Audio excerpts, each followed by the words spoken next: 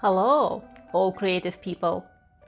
My name is Tina Sharapova, and I am a textile designer and an art teacher. Now, we are at the 6th week of our artistic challenge, Inspiration is Here, and today we will talk about a very special person. Some people have this idea that artists, they live in poverty, they have a lot of addiction issues and mental issues, they're selfish, they don't care about what's happening in the world around them. But this artist is very special. A hardworking artist, a professor, an archaeologist, and a traveler who was nominated to the Nobel Peace Prize twice. A loving husband and a caring father of 2 sons, a co-founder of many art and culture institutions around the world. His name is Nicolas Roerich, or Nikolai Konstantinovich Rerich in Russian. When I was in Roerich Museum in Moscow for the first time, I was not sure who he was, because there are halls and shelves with some tools and saddlebags and some artifacts from his traveling. So I was thinking that probably he must be some kind of explorer and traveler who was making sketches during the lunch break, like Marco Polo traveled to China, Nansen traveled to the North Pole, and Nicolas Roerich traveled to Himalaya mountains. But when I was walking through the halls, I saw beautiful pictures, not just sketches, they were big, with mysterious ladies, with vibrant colors, a lot of symbols there, and it was all so interesting.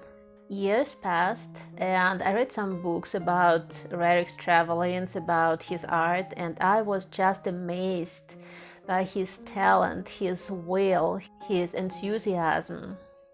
His mountain landscapes, they still amaze me. All these gentle colors of different shades of purple and pink and blue. When I look at them, I feel myself in the mountains. And when I was in my first Tibet travel 8 years ago, and I was sitting on the bank of the lake, looking at the distant mountains, everything was just like at the Roerich paintings.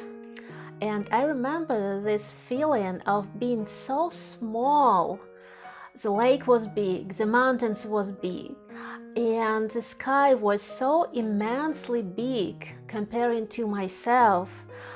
And all this nature was in harmony, and I felt that I was in harmony too with them, being a part of it. Yuri Gagarin, the first man in space, wrote in his diary during his flight, "Rays of sunlight went through the atmosphere. The horizon became bright orange, changing its color through all the colors of the rainbow. Blue, purple, black. Unbelievable color harmony, like at the Nicolas Roerich paintings." It's impossible to tell about all his life in just 10 minutes, so we will touch just the tip of this iceberg. So, if you will, you can find more resources. So, Nicolas Roerich was born in 1874, and he was just 5 years younger than Matisse and 8 years younger than Kandinsky. So basically, these 3 artists, they lived at the same time, but in completely different worlds. Nicolas Roerich's mother was Russian, and his father was of German Baltic origin. Young Nicolas liked art, but his father, a public notary, insisted that the boy will go to the university to study law. And so Nicolas decided to kill 2 birds with 1 stone, and at the age of 19, he entered both Imperial Academy of Arts and St. Petersburg University for the law course. As we can see, his first artworks were not that good, but he had great progress. And after the graduation, he got a position at the Imperial Society for the Encouragement of the Arts. Eventually, he became a director there and worked there until 1917. Roerich had a passion for history and archaeology. Some of his friends even stated that he had an archaeology talent. By holding a piece in his hand, he could say which time period it was from or what other objects were around it. So this interest naturally brought him to exploring Russian history, traditions, and all beliefs. In 1899, Roerich met a young beautiful lady from an old aristocrat family, Елена Шапошникова. She had many talents. She knew several foreign languages, she played music, even wanted to become a professional musician. They had a great connection and Roerich was totally enamored of her. Yelena's mother was not impressed with a young artist from a simple family, but with some support from other relatives who liked Roerich's artistic talent and his good nature, they got married in 2 years.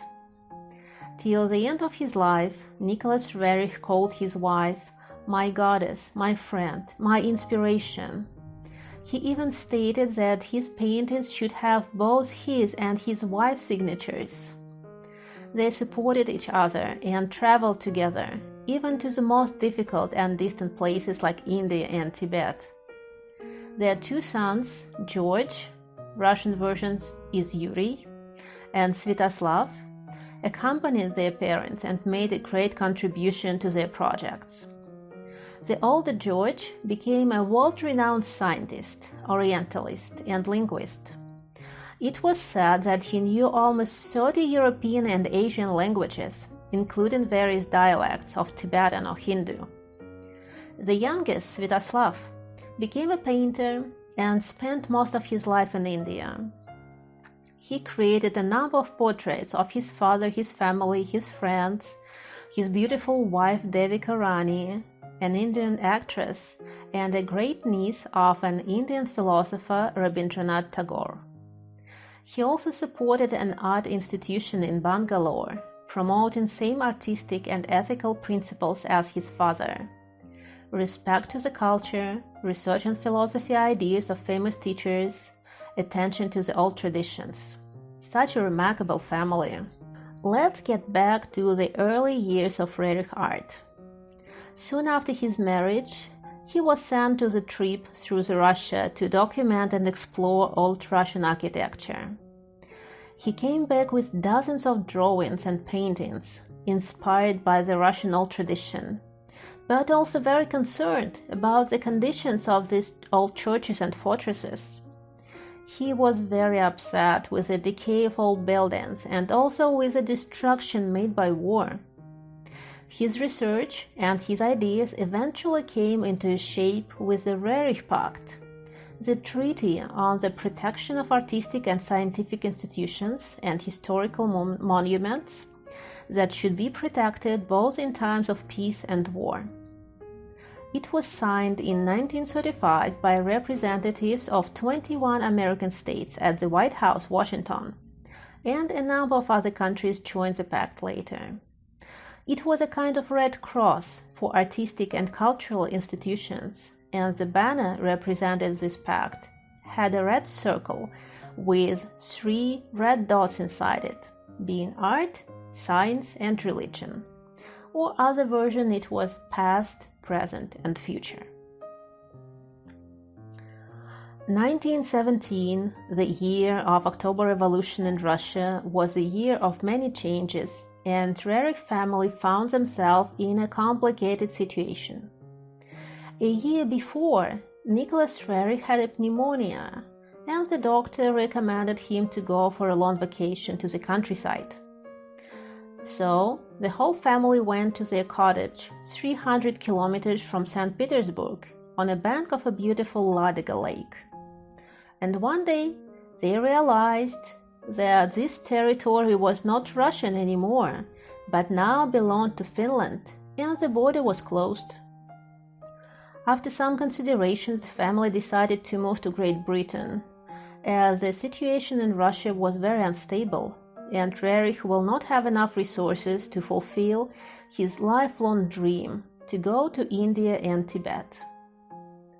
Maybe it started with his wife Yelena, but eventually Roerich developed a great interest to Indian culture, as he found a lot of similarities between Old Russian and Slavic traditions with Eastern culture.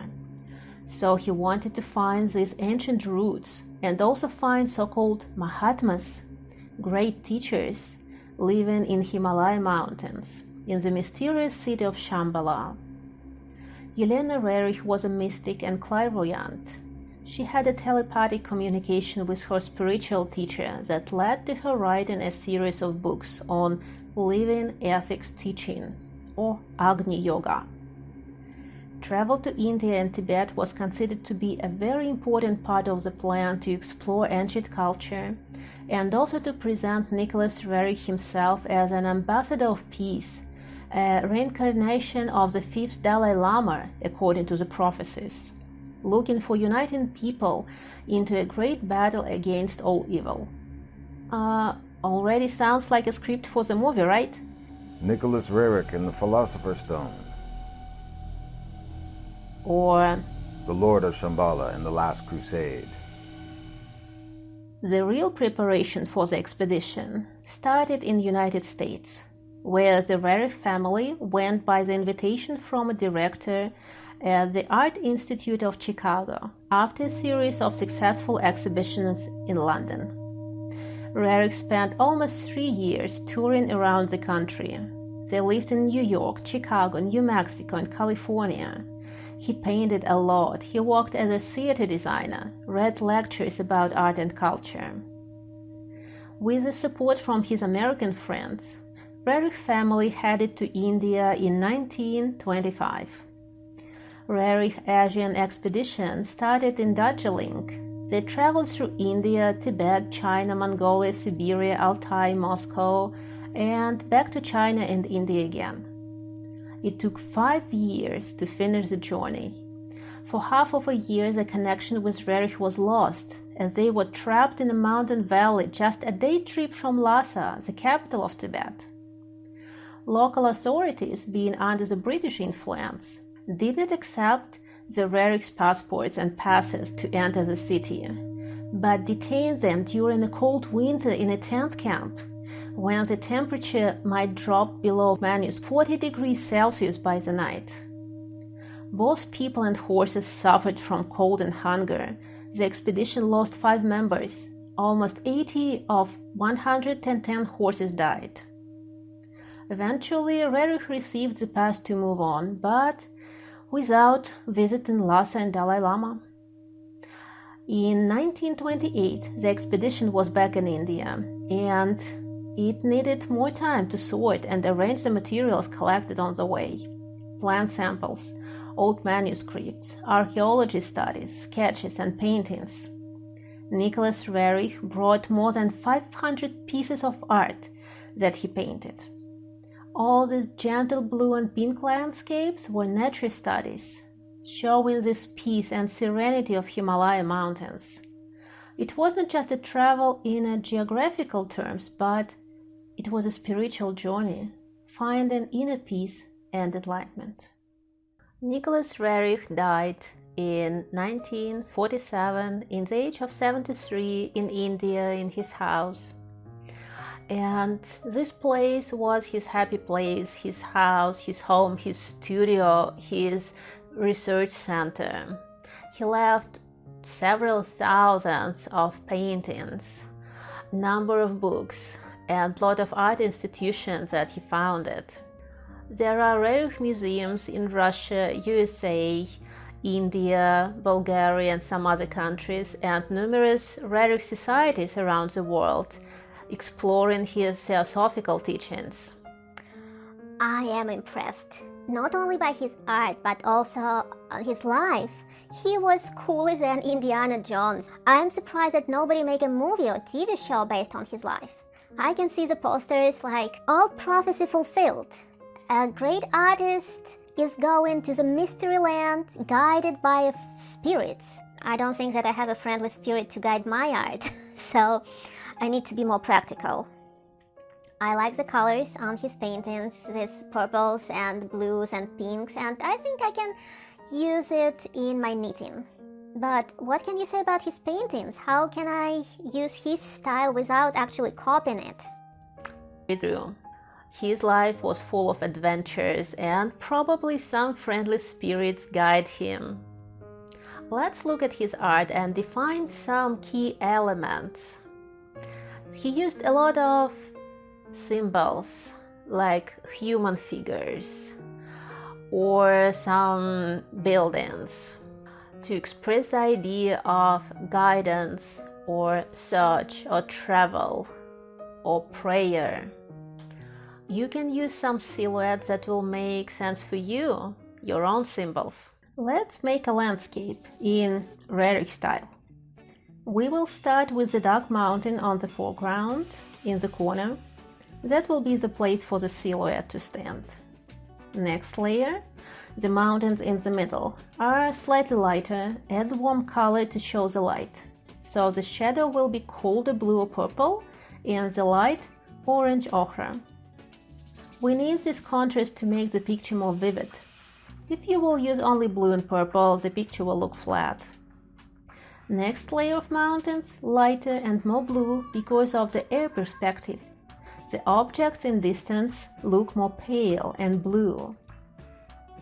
Next, we will make clouds above the mountains.